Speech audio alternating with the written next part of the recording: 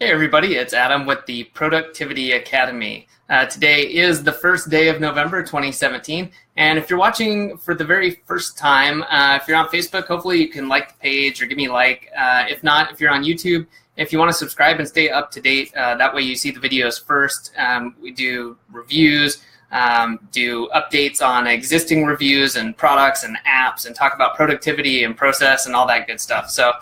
Also, if you go to productivity.academy/more and sign up, got some other good stuff there along, as well as updates and some more information, which will be coming soon. So a little bit of a teaser there. All right, but today, what we're going to be talking about is a little bit about the Pomodoro from both sides, as far as Pomodoro Technique being like setting a fixed amount of time to like study or do something and then taking a short break and then getting back and kind of cycling that.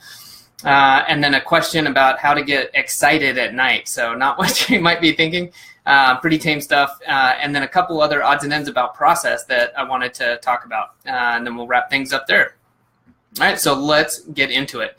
The Pomodoro questions. All right, so this is a good one. For a Pomodoro technique, what can I possibly do in a 5-minute break that will be refreshing to start a new session again, especially for somebody who wants to stop looking at their phone? Okay, really good question. I personally like this for two reasons. One, I think that taking that 5-minute break is important. No matter if you're doing a 45-minute Pomodoro or 20 or however you set it up. It's important, I think, to physically move. I find that that adds a lot to it. And then you can take that time to do something also that will benefit you. Okay, and what I mean by that is I generally don't like to let's say my Pomodoro time, I'm putting 25 minutes in and I'm banging out some emails or working on a landing page. I generally try not to do the same type of thing, right? So generally it involves getting up, stretching. I mean, hopefully everyone will agree, or I can come with loads of papers showing this. Getting up and moving around is very good for you, especially for those of us who spend a lot of time in front of a computer. So I like to get up, and they're either, since I work from home, I can take care of something, maybe I've got some dishes laying around, or I need to take the laundry downstairs, getting that type of stuff done. But even if you're in the office, maybe you've got some papers that need to be moved somewhere. You can go, say hello to somebody. The famous, or the one I see all the time, is go get a drink of water. And that's a great idea, instead of, hopefully you have a water bottle near you, but if you don't, or it's, partially empty, go fill it up, take a drink, take a walk around the house, go outside, shoot some hoops, do whatever, float your boat, but take that 5 minutes and just move. You don't have to go out there and do wind sprints and break a sweat, but just moving around and being active and switching your focus, all right, is generally important so that your brain gets a little bit of relaxation.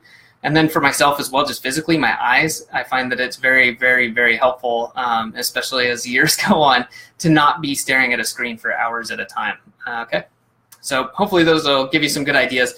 And again, the main idea here is just switching your focus and doing something that helps you, as well as something you enjoy, or you just even something like getting up and stretching and saying like, okay, that's good. You feel better afterwards, instead of it being like, I'm going to get down and do like 50 push-ups and you may not have the motivation to do that again. So, alrighty. The next question, and I kind of thought of this in terms of Pomodoro. So this is the other side. How do I concentrate better in my studies? I can't study for more than 45 minutes. I get distracted very quickly. So I almost said 5 minutes. Now that might actually be a problem. Okay, so I think of this as a great way to use the Pomodoro technique is say, well, if you can't study for more than 45 minutes, I don't see that actually as a problem. I think that's really normal. I think a lot of people have trouble staying focused and clear and, on one task for that amount of time. So I would say maybe, maybe even shortening it. So you're saying if you're having a really hard time getting to 45 minutes, like come down to 40 or 35 or 30. Might not want to go less than that for studying, whether you're a student and you're in school, or you're working on something for your business and you're taking a course on copywriting or automation or any of this stuff, right? It could be watching videos, it could be reading a book, and it comes down to saying, okay, I'm going to do this for 30 to 40 minutes.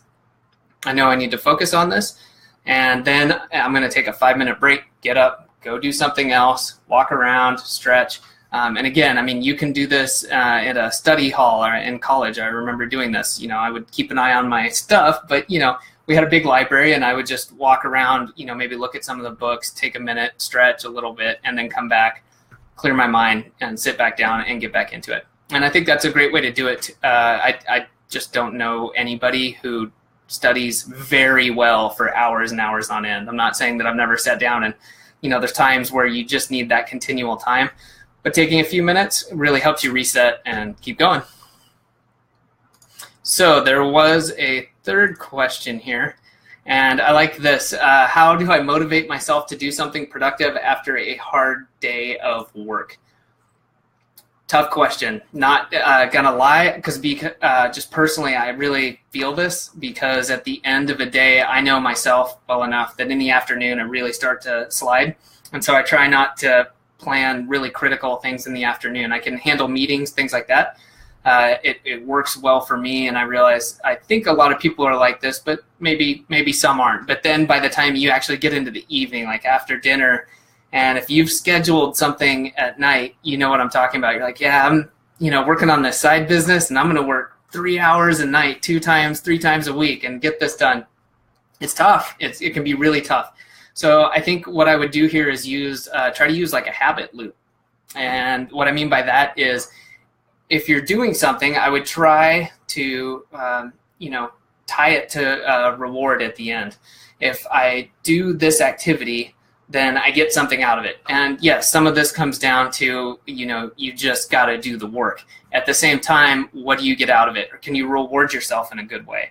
Can you say, hey, if I have something I want to do from 9 to 10 p.m. to move whatever it is forward, at the end of that, what's the benefit to me? Can I kind of spruce it up? I mean, it could literally be something silly like, you know, I get a small bowl of ice cream or something, you know, when I sit down and do this. Say, if that's the motivation to get your butt to do what you need to do, then, you know, maybe so. Just make sure you're also doing some running or something. But just tying that to a benefit, because a lot of times it can be hard. You know, at night, you're physically tired.